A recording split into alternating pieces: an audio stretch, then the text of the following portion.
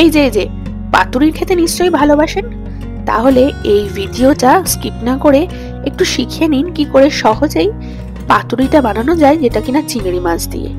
তাহলে দেরি না করে, হ্যাঁ হ্যাঁ ঠিকই শুনেছেন, চিংড়ি মাছ দিয়ে, কিন্তু কলা পাতা ছাড়া।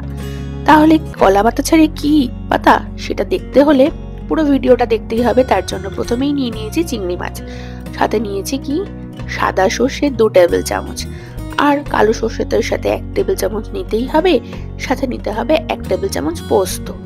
এরপরে জল দিয়ে ভিজিয়ে রেখে দাও গোটা 15 মিনিট। তারপর 15 মিনিট পরে একটু ছেঁকে নিয়ে পেস্ট বানিয়ে নাও, সাথে নারকেলের পেস্টও বানাবে, আর কটা চেরা কাঁচা লঙ্কাও নিয়ে নেবে। ব্যাস ব্যাস, আর সেভাবে কিছু লাগবে না। এরপরে ওই ধুয়ে রাখা চিংড়ি মাছগুলো মধ্যে নারকেল বাটা, ওই যে সর্ষে পোস্ত বাটা, আর পরিমাণ মতো তেল। আমি এখানে 4 টেবিল চামচ মানে 4 টেবিল চামচ নিয়ে নিয়েছি সর্ষের তেল, আর নিয়েছি হলুদ 1 টেবিল চামচ, সাথে নিয়েছি 1 টেবিল চামচ নুন।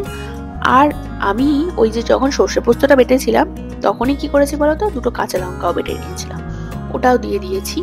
বেশি ঝাল দিও না, এমনি একটা সর্ষের ঝাল আছে তো, যেটা একেবারে বেশি ঝাল ঝাল হয়ে যাবে, তখন কিন্তু চোখ নাক মুখ দিয়ে ঝাল বেরোলে আমাকে উল্টো পাল্টা বলো না, আমি কিন্তু বলে দিলাম। এরপরে ফ্রিজে ঢুকিয়ে দাও, ফ্রিজ থেকে বার করে নাও 15 মিনিট পর। সাথে কুমড়ো পাতা নিয়ে নিয়েছি, এই কুমড়ো পাতাগুলোকে আধা ঘন্টা ঈষৎ উষ্ণ গরম জলে ভিজিয়ে রেখেছিলাম, ওইখান থেকে তুলে নিয়েই এবার ওই ম্যারিনেট করে রাখা চিংড়ি মাছগুলোকে একে একে দিয়ে দেবো এক একটা পাতার মধ্যে। এরপরে পাতাগুলোকে সুন্দর করে ভাজ করব, যেমন দেখছো ওরকম করেই কিন্তু ভাজ করো। তাতে কি হবে, হ্যাঁ ভেতর থেকে কিন্তু মাল মশলা বাইরে আসবে না। হ্যাঁ এই যে তোমাদের দেখিয়ে দিলাম, যা এই দেখাতে গিয়ে একটা কেস হয়ে গেছে, লঙ্কাটা দুতেই তো ভুলে গেছি, তোমরাও তো মনে করে দিলে না। যাই হোক, মনে পড়ে গেছে, আবার খুলে আবার বন্ধ। হ্যাঁ তোমাদের এই সুযোগে আর একবার মোড়ানোটা দেখানো হয়ে গেল। হ্যাঁ এই যে এরকম করে মুড়িয়ে নিয়ে একটা সুতোর সাহায্যে এদিক ওদিক করে বেঁধে নাও, ভালো করে বেঁধে নাও, যে যখন হয়ে গিয়ে খাবে, যখন খাবে তো বটে, তার আগে খুলতে গিয়ে কিন্তু তার অবস্থা একটু যাতে টাইট হয়, মানে বলতে গেলে জিভের পাশ দিয়ে একটু যেন জলটা পড়েই যায় খাবার কম। হ্যাঁ এরপরে বেঁধে টুকুনে নাও, আমি আর একটাও দেখিয়ে দিচ্ছি। এই যে এবার কিন্তু আর ভুল হয়নি, লঙ্কাটা দিয়েই দিয়েছি। হ্যাঁ এরপরে আবারও মুড়িয়ে নিচ্ছি, পাতাগুলো একটু বড় হলে মন্দ হয় না। হ্যাঁ এই যে পাতাগুলোকে মুড়িয়ে মারিয়ে নিয়েছি, যেমন পারো তেমন করে মোড়ানো নিয়ে কথা। এরপরে তো সুতো দিয়ে বাঁধবো টাইট করে। হ্যাঁ বেশি টাইট আবার করো না, তাহলে আবার পাতা পুতা যদি ছিঁড়ে যায় তাহলে কিন্তু বেজায় গন্ডগোল। এই যে বেঁধে নিলাম, এবার কাঁচি দিয়ে কাটবো, কেটে একে একে সমস্তগুলোই প্রায় রেডি করে ফেলেছি।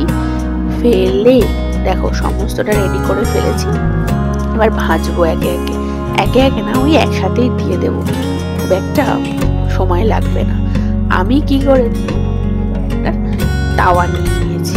হ্যাঁ হ্যাঁ ঠিকই শুনেছো, একটা তাওয়া নিয়েছি, একটু সর্ষের তেল দিয়েছি, ওই দিয়েছি, সব একে একে ছাড়বো। এমন সময় শ্বশুর মশাই বলে উঠলেন যে আমারটা তাড়াতাড়ি করে দাও, আমি একটু বেরোবো।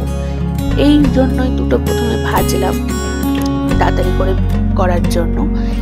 এবার দুটো ভাজতে প্যানে দিয়ে দিয়েছি, আর ভাজতে গিয়ে কি দেখি জানো, ও মা তেলটা দেওয়া আমার মানে বেগার হয়ে গেল, মানে তেল কোনো কাজেই লাগছে না। হ্যাঁ তেল একদম সাইডে গড়িয়ে পড়ে গেছে, আর মাঝখানে ও কিন্তু মানে পাতুরিগুলো কিন্তু দিব্যি হয়ে গেছে। এরপরে কি করেছে জানো, আমি কিন্তু আর পরে আর তেল দিইনি, সমস্তগুলো দিয়ে ঢাকা দিয়ে দিয়েছি। ও মা সিমে, মিডিয়াম ফ্লেমে দিয়ে রেখেছিলাম, একদম সিমে না, দিব্যি এপিট ওপিট করে দেখলাম, ও মা রেডি হয়ে গেল, মানে বলতে গেলে তেল ছাড়াই হয়ে গেল। ব্যাস রেডি। এবার গরম ভাতের সাথে এই যে কুমড়ো পাতা দিয়ে চিংড়ি মাছের পাতুরি খেয়েই দেখো।